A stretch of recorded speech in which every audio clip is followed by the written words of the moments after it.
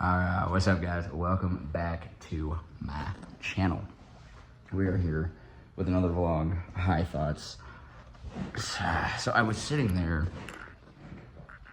preparing myself a nice little 420, and I was doing it on this book called Unfuck Yourself. Now the problem is, I have been trying to read Unfuck Yourself for quite some time. I think I've had this book for at least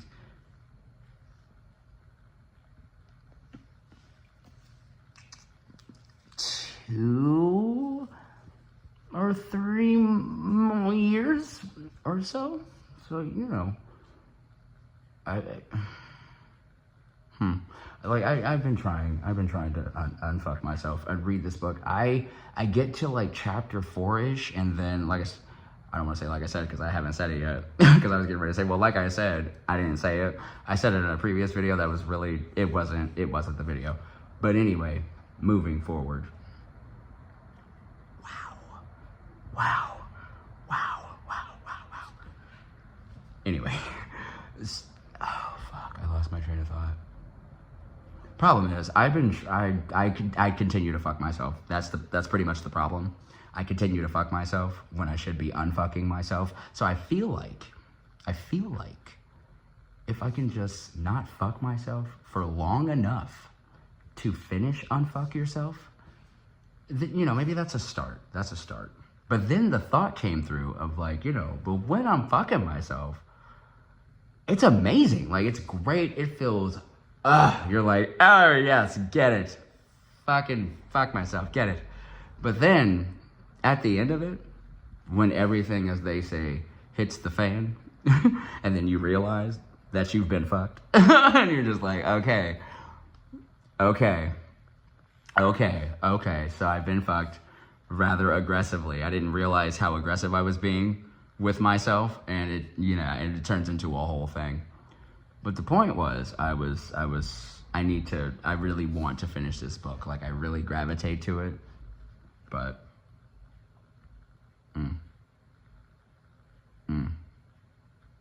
And then I was having another thought the other day. Well, as I was having a rant at myself the other day, we'll just say that, I don't know, I had myself said to me about giving yourself the love that you feel you deserve. If you're already giving yourself the love that you feel you deserve when you go out in search of someone, or when someone comes into your life, because let me preface this by saying, but everybody should know, or at least you should know, that everybody loves differently. So everybody isn't gonna, and that's something I had to learn the hard way myself, so I'm not even gonna cap. But that everybody loves differently. Like, everybody isn't gonna, well, as my mom would say, everybody ain't you. So, you know, I had to learn that everybody gives the love that they know how to give. That doesn't mean that it's less. It doesn't mean that it's not as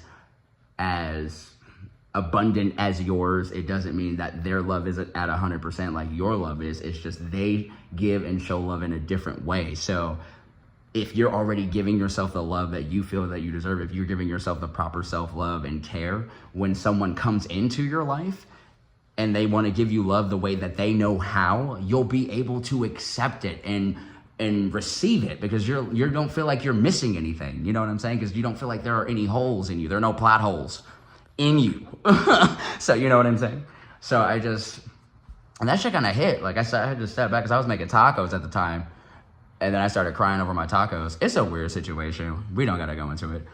Point being, like, that shit hit though. It's like, okay, self-love, self-care. Because I've never been a person about, like, you know, like, I don't want to say I don't take care of myself. Like, I take care of myself. Like, I put myself on autopilot and just do what I need to, you know what I mean? But giving yourself the love you deserve is so much deeper than that. You know, it's mentally, it's spiritually, it's even physically, it's emotionally, it's being whole. Pretty much that, yeah. It's just being whole, like making sure that you are taking care of you, because at the end of the day, you got you. Like, you know what I'm saying? Who gonna love you better than you? And if you're going out there searching for the love you should be giving to yourself, you're never gonna find it. Or if you find it, it's not gonna be fulfilling. So that's all I gotta say about that. That's all I gotta say about that. But I know, but that shit hit though. I really did cry over my tacos. But it was a good cry though. I don't know. Us men, they're like, you know, don't cry, you a man, be strong. I'm like, okay, but like, what am I supposed to do with all this pent up shit? But like, all I really need to do is just have a really good fucking like cry. Like, and sometimes, yeah, you want to cry in front of the person, whether it be like your mom or like it be your significant other. Like sometimes we just want to be like, damn, shit's hurting. Like I just want to, you know, be able to cry right here and you not judge me and you not, you know, call me all a bunch of names and shit. And still, I don't want to sit here and cry in front of someone that I love and am spending my life with and then think less of me. You know what I'm saying? Because I'm sad and I'm hurt by whatever, whether it's something that they did or whatever's happening in the world. Like shit hurts. Like shit hurts us guys too. Like, you know what I'm saying? And like, it's one of those things. I was having a conversation with an old friend of mine and it was a whole thing about somebody had a miss, you know what, and it was sad, and everybody was, rightfully so, you know, giving love and care and support to the woman, and I don't know, something happened, and we were in the conversation, and she was kind of saying, what did she say? I don't remember what she said, but it was just pretty much saying that, you know, she should be getting the care and all of that shit, and my thing was like, he lost a kid too. You know what I'm saying? Like, he wasn't growing it, but he lost a baby too. Like, no one's giving him the support. And I think it was because he was, you know, he was going through it, but he was going through it alone because everybody was giving her the support. She was being how she was being to him. And I'm like, dude, he lost a kid too. Like, come on. You know what I mean? It's just, it's one of those things. And it's just, you know, I don't know. As someone who grew up as, first of all, in a generation of kids are to be seen, not heard, okay? And especially, you better not cry, I'm gonna give you something to cry about. And like, me, especially being the oldest and having to be where I need to, you know what I mean? So it's just like, man, sometimes like, yeah, I'm not even gonna cap with you. Like sometimes I need to have a good cry. Like, and I fight it though. And I feel like a lot of guys do that. Like we like, it's there and like you just, and you fight it and you know, it's just like you grit your teeth, you growl and you hold back that shit. And it's like, no, cause I don't have time to cry. Like these bills gotta be paid. Like I gotta feed my cat. I need to clock in. I need to get these videos on this channel if I want to grow it. Like I got shit to do. I don't have time to break down. You know what I mean? And it's just like, sometimes your body needs to have that breakdown. Like your body really needs to cry it out, like a detox, like from all of the emotional shit, everything that you're going through. Like sometimes you need to sit, fucking pull the shades, put on some motherfucking instrumental set, whatever you need to listen to, and have a good fucking cry. Hug your pillow, hug your cat, and fucking cry it out. And it doesn't mean that you're weak. It means that you are releasing the things that hurt you.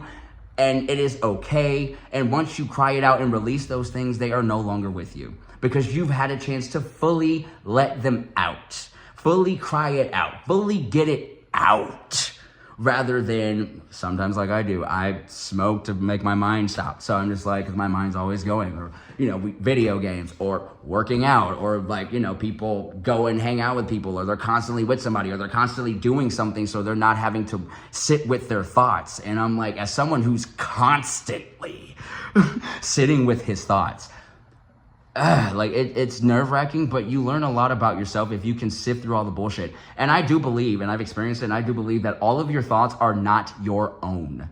And if people can sift through the bullshit and actually figure out what their thoughts are and what's actually going on with them, and actually sit with that and think about it and analyze it and think about your part to play. I think the problem is, and even me, like, there was another hard pill to swallow. Like, we all have a part to play in our demise. Rather it be, we just let it happen. Like, that's your part to play. Like, you can't say, oh, it was all her fault, it was all his fault. No, baby, well, what did you do? I hate when people say that. Well, he did this.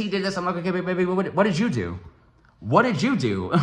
Action, reaction. So I'm like, what did you do? Well, why did you do that? Well, she said that she needed a minute, so why didn't you just give her a minute? Like, you see what I'm saying? Like, people always want to be like, well, this person did this and this and did that, but sweetheart. But that's a whole other thing.